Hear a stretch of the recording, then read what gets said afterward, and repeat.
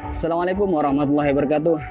Banyak orang yang meremehkan dan memandang sebelah mata tukang ojek.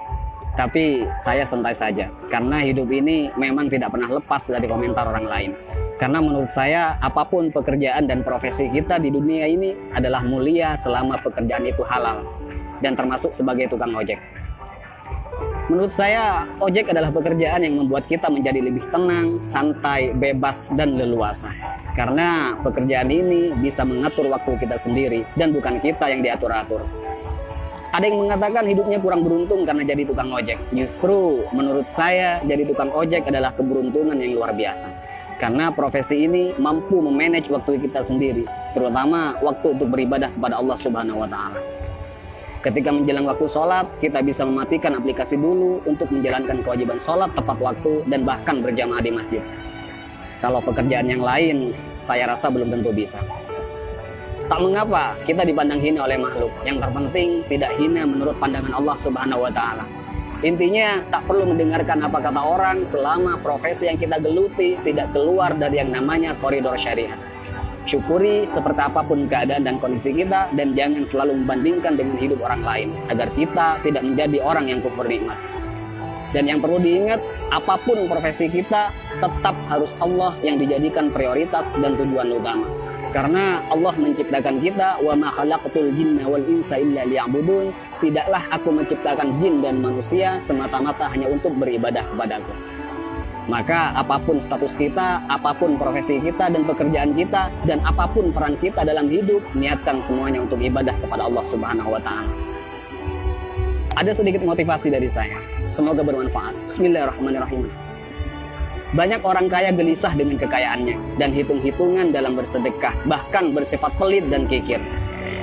Banyak artis bercerai padahal pasangannya sempurna, kaya, ganteng dan cantik. Banyak pejabat korupsi, padahal puluhan juta gaji dari jabatannya. Banyak polisi yang tak mengayomi, tapi malah memeras rakyat. Ada yang mengatasnamakan perjuangan, malah menilap dana bos. Banyak pembisnis sukses, tapi tidak jujur. Banyak yang masih bergelut dengan riba, hanya untuk gaya hidup. Ada yang menguasai banyak ilmu agama, tapi gemar bermaksiat dan tak mengamalkan ilmunya. Ada yang gemar berdakwah, tapi tak mampu mendakwahi dirinya sendiri. Ada yang suka minum khamr, narkoba, dan berzinah dengan alasan kesenangan. Ada yang sudah berkeluarga dan bahkan punya anak merasa kurang tentram, seolah jauh dari kata sakinah, mawaddah, warahmah. Ada atasan yang suka menyunat uang bawahannya.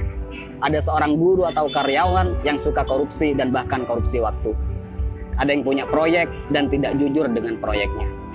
Banyak dokter, perawat, dan bidan yang tidak lemah lembut, tidak jujur, dan bahkan terkadang tidak memanusiakan pasiennya. Ada yang sibuk mencari dunia sampai lupa pada Tuhannya dan lalai dalam sholatnya. Dan masih banyak lagi kasus-kasus yang tidak bisa saya sebutkan semuanya. Mari kita berpikir, kenapa mereka demikian? Karena dalam hidupnya bukan Allah yang mereka jadikan prioritas dan tujuan utama. Karena jika Allah yang mereka jadikan prioritas dan tujuan utama dalam hidupnya, maka sangat mustahil mereka berbuat demikian. Wa may yuhajir fi sabilillahi yajid fil ardi muraghaman katsiran wa sa'a. Ayo kita berhijrah. Karena ketika kita berhijrah dan lalu Allah kita jadikan prioritas dan tujuan utama dalam hidup, maka Allah akan meluaskan rezeki dan kelapangan hati untuk kita. Dan ketika hati kita sudah lapang dan luas, maka sebanyak apapun persoalan yang kita hadapi dan sebesar apapun masalah yang menimpa kita akan tetap tenang menyikapinya. Karena hati kita lebih lapang dan lebih luas dari masalah yang kita hadapi.